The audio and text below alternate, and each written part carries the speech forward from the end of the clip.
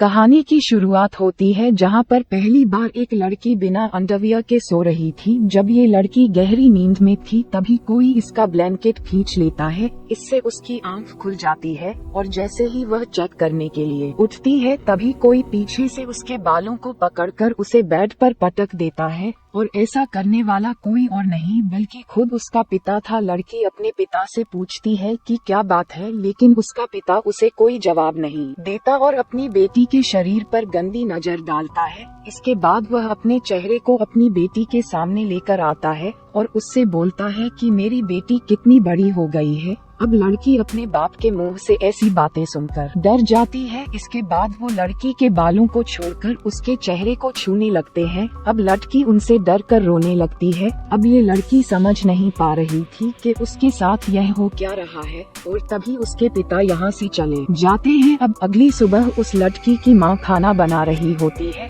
उस लड़की का नाम मैरी था। वह यहाँ पर सोच रही थी कि कल रात को मेरे साथ जो हुआ क्या वो मुझे अपनी माँ को बताना चाहिए। तभी उसकी बहन सीढ़ियों से नीचे आ जाती है और उसका भाई भी टेबल पर आकर बैठ जाता है। तभी उसके पिता भी आकर बैठ जाते हैं और ऐसा विहेव करते हैं जैसे कल रात उन्होंने कुछ किया ही ना हो। मैरी सोचती है कि कल रात तो ये बुरी तरह से देख रहे थे और आज ये इतने नॉर्मल कैसे हैं। इसलिए मैरी अपनी टेबल से उठती है और वहाँ से चली जाती है। तभी उसकी माँ आकर खाने को टेबल पर जोर से पटक कर रखती है। यहाँ किसी को भी समझ नहीं आ रहा कि यहाँ पर हो क्या रहा है और उनकी माँ यहाँ पर बुरी तरह से खाना खाती है जैसे बहुत दिनों से खाया ही ना हो। उनकी माँ को ऐसे करते देख बच्चे भी डरने लगते हैं और उसका बेटा भी खाने को उगल देता है और कहता है खाने में बहुत नमक है और अब मोम उसी खाने को उठाकर पागलों की तरह खाने लगती है। अब यहाँ पर बात यह है कि इस फैमिली के साथ इतनी अजीब अजीब चीजें क्यों हो रही है।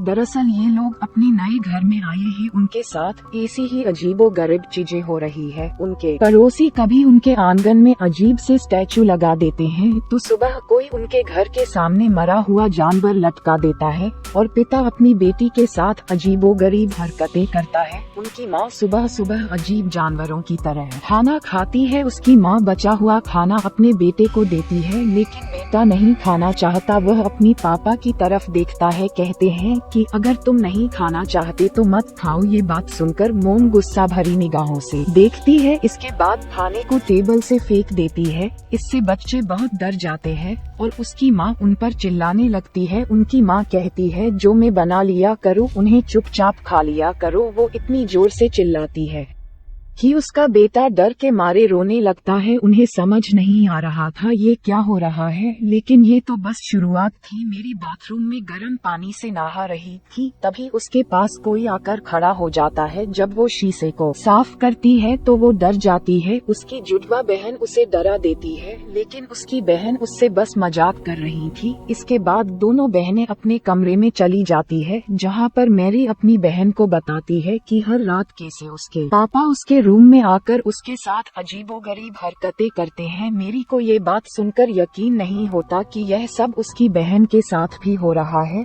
तभी उनके डैड भी वहाँ पर आ जाते हैं। ये दोनों बहनें जो आपस में बात कर रही थी इनके पापा ने भी वो सब सुन लिया था। यहाँ पर डैड उससे कुछ पूछने लगते हैं और इतने में ही में एक चाकू निकालकर उन पर अटैक कर देते हैं। मैरी उन्हें धक्का देकर गिरा देती है और इसके बाद दोनों बहनें यहाँ से भाग जाती है। लेकिन तभी अचानक से उनके पापा उनके सामने आ जाते हैं और मैरी के बालों को पकड़ लेते हैं। वो कुछ देर के लिए दोनों बहनों को देखते हैं। उसके बाद मैरी को नीचे फेंक देते हैं। मैरी सीढ़ियों में जा गिरती है और वहीं पर बेहोश हो जाती है। मैरी की बहन एना डरकर वहां से भागने लगती है। जब वो पीछे मुड़कर देखती है तो वो देखती है उसके पिता उसके पीछे नहीं आ रहे हैं। डैड स्टोरेज रूम में जाते हैं और वहाँ से एक बड़ा सा हथौड़ा लेकर बाहर आते हैं। दूसरी तरफ मैरी को भी होश आ जाता है और वह अपनी बहन को ढूंढने लगती है। तभी उसे लगता है कि उसके पीछे कोई है और वो जब पीछे मुड़कर देखती है तो वह पाती है उसके डैड हथौड़ा लेकर उसके पीछे खड़े थे। अब वह हथौड़ा लेकर मैरी पर हमला करने ही वाले होते हैं। तभी एना जोर से चिल्लाती है जिससे उसके पिता रुक जाते हैं। एना एक बैट से अपनी पिता के मुंह पर जोर से मारती है लेकिन उसके पिता को कुछ भी नहीं होता और इसके बाद वह उस पर भी हथौड़े से हमला करते हैं, लेकिन ऐना नीचे झुक जाती है और हथौड़ा दरवाजे पर लग जाता है। तभी नीचे से एक जानी पहचानी सी आवाज आती है। वह आवाज किसी और की नहीं होती बल्कि उनके डेड की थी, जो कि ऊपर आ रहे थे। डेड की आवाज सुनकर ये आदमी हथौड़ा फेंकर दूसरे रूम में चला जाता है।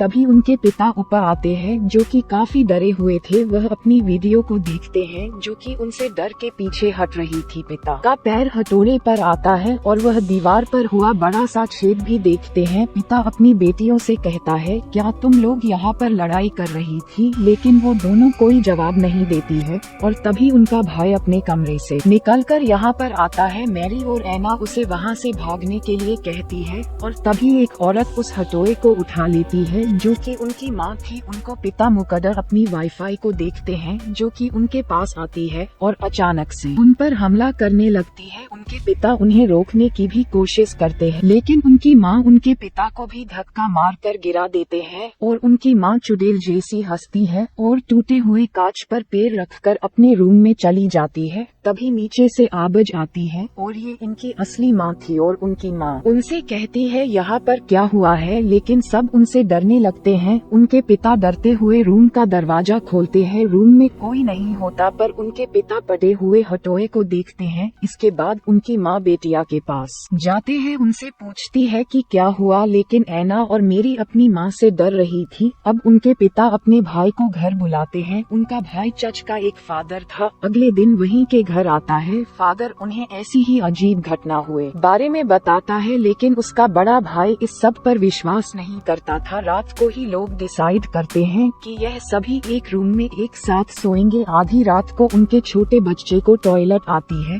और वह बिना किसी को परेशान किए खुद अकेला ही बाथरूम में चला जाता है। तभी उसके जैसा दिखने वाला बच्चा रूम में आता है। वह बच्चा चाकू उठाता है और अजीब सी स्माइल करता है। वह फादर को मारना चाहता था, लेकिन वह उससे नहीं मारता। ऐसा लग रहा था जैसे उसे किसी चीज में रोक दिया हो। तभी फादर अपनी आंख खोलते हैं और फादर की वजह से ही यह लोग एक रात चैन की नींद सो पाए थे। अब क्योंकि फादर अकेले इस चीज से नहीं लड़ सकते थे, इसलिए वह अपनी एक सीनियर की हेल्प मांगते हैं। सभी सीनियर आपस में बैठकर बात करते हैं कि आखिर फैमिली के साथ हो क्या रहा है, और ये सभी लोग हवन करने प्लान बनाते हैं। ये फादर अपने काम में काफी माहिर होता है, इसके काफी चाहने वाले भी थे। शाम को फादर्स की टीम घर जाने के लिए निकलती है, लेकिन रास्ते में उनकी गाड़ी में एक कौवा उनके गाड़ी के कांच पर अटैक करके उसे तोड़ देता है, जिससे गाड़ी का बैलेंस बिगड़ जाता है और गाड़ी एक गड्ढे में जाकर के रस हो जाती है। दूसरी तरफ उनके पिता मैरी को बेड से बांध देते हैं। उनकी माँ उनके पिता को समझाने की कोशिश करते हैं, लेकिन उनके पिता कहते हैं ये सब ठीक करने का बस यही एक रास्ता है। अब आधी रात में फादर खून से लथपथ होकर उनके घर आते हैं और बताते हैं कि सभी फादर्स मारे जा चुके हैं, इसलिए अब जो भी करना है वह हमें ही करना होगा। यहाँ पर मेरी को बेड से बंधा हुआ देखकर वह अपना काम करना चाहते थे, लेकिन उन्हें इसमें डर लग रहा था, क्योंकि लास्ट टाइम जब उन्होंने भूत को भागने की कोशिश की थी तो उस शैतान ने फादर की पूरी फैमिली को मार दिया था। उन्हें डर लग रहा था कि कहीं फिर से ऐसा ना हो जाए, और अगर ऐसा हुआ तो वह अपने भाई की फैमिली को भी नहीं बचा पाएंगे, और इस बात का पछतावा उसे पूरी जिंदगी रहेगा। लेकिन उसका भाई अपने घुटनों पर बैठकर उससे भीख मांगता है कि तुम कुछ करो, हमें शैतान से लड़ना ही होगा, वरना वह हम सभी को मार देगा। ये बात सुनकर फादर कैंडल जलाता है और मैरी के ऊपर शुद्ध गंगा जल छिड़कता है। मैरी शुद्ध गंगा जल के वजह से जोर से चिल्लाने लगती है। उसे समझ नहीं आ रहा है उसके साथ हो क्या रहा है। इसके बाद फादर मैरी के सीने में एक क्रॉस रख देता है और उसे एक लकड़ी से मारने लगता है। मैरी दर्द से चिल्लाने लगती है। मैरी उनसे पूछती है उसके साथ ऐसा क्यों कर रहा है। फादर पिता से कहते हैं क्या तुम इस सब को जारी रखना चाहते हो। जिस पर मैरी के पैर को पकड़ लेता है, जिससे वह हिल ना पाए। अब मैरी जोर जोर से रोने और चिल्लाने लगती है और फादर जोर जोर से छड़ी से मैरी को मार कर चला जाता है। ये देखकर उसके पिता और रोने लगते हैं। इसके बाद फादर दूसरी वुडन स्टिक निकालता है और उससे मैरी को मारने लगता है। मैरी दर्द के मारे बेहोश हो जाती है और वहीं दूसरी तरफ जहां हादसा हुआ था वहां पर पुलिस की टीम जाती है। जैसे ही वो फादर्स की टीम को गाड़ी से निकालती है, उस गाड़ी में ब्लास्ट हो जाता है। उन सभी फादर में उनके पिता के भाई बेहोश होते हैं, जिसका मतलब जो उनके घर पर है उनका अंकल नहीं बल्कि एक शैतान है जो कि लगातार मैरी को पीटे जा रहा है। अब मैरी की माँ से और बर्दाश्त नहीं होता, वह कहती है ये कोई तरीका नहीं है, ऐसा करने से तो मेरी बेटी मर जाएगी। वह फादर को पकड़ लेती है ताकि वह मैरी को मार ना सके। वह अपने हस्बैंड को देखती है और उससे कहती है कि हम अब और नहीं कर सकते, इससे सही तो ये होगा कि हम सब लोग एक साथ ही मर जाए। लेकिन तभी यह अपनी वाइफ को धक्का मार देता है और अपने भाई से कंटिन्यू करने को कहता है। तभी उस आदमी को एक आवाज सुनाई देती है जो कि उससे कह रही थी कि वह एक डरपोक आदमी है और वह गलत का साथ दे रहा है। और तभी जैक को सब समझ आने लगता है। वह अपनी वाइफ का गला दबाने लगता है और फादर एक खतरनाक सी स्माइल करता है। अब पत्नी एक कांच के गिलास का उठाती है और अपने हस्बैंड के सिर पर मारती है, लेकिन वह भी अपनी वाइफ को दीवार पर पटक देता है जिससे कि उससे बहुत चोट आती है। तभी वह अपने भाई की तरफ देखता है जो कि काफी देसी स्माइल करते हुए उसे देख रहा था और इसीलिए ये भी उस शैतान पर हमला कर देता है, लेकिन वह शैतान उसे मारकर नीचे गिरा देता है। और जैसे ही वह शैतान उस आदमी को मारने वाला होता है कि तभी रियल फादर यहाँ पर पहुँच जाते हैं। वहाँ यहाँ पर कुछ मंत्र पढ़ने लगते हैं जिससे वह बुरी आत्मा यहाँ से गायब हो जाती है। मैरी बुरी तरह से जख्मी हो गई थी। वो स्टोरेज रूम की तरफ जाने लगती है और अपनी पिता की तरफ देखते हुए पहुँचती है कि तुमने मुझे इतनी देर तक मार खाने क्यों दी। तभी फादर मैरी के सामने एक अशीसा रखते हैं जिससे कि उसकी बॉडी से शैतान निकलकर बाहर आ जाता है। फादर उस शैतान को अपने शरीर के अंदर ले लेता है और अपने भाई से उसे मारने के लिए बोलता है और उसके भाई टूटे हुए क्रोन्स को उसके सीने में घुसा देता है, जिससे फादर और वह शैतान दोनों एक साथ मर जाते हैं। और इसी के साथ यह मूवी यहाँ पर खत्म होती है। तो दोस्तों, उम्मीद करता हूँ कि आपको एक्सप्लेनेशन पसंद आई होगी। अगर वीडियो अच्छी लगी हो तो वीडियो को लाइक और चैनल को सब्सक्राइब जरूर करें।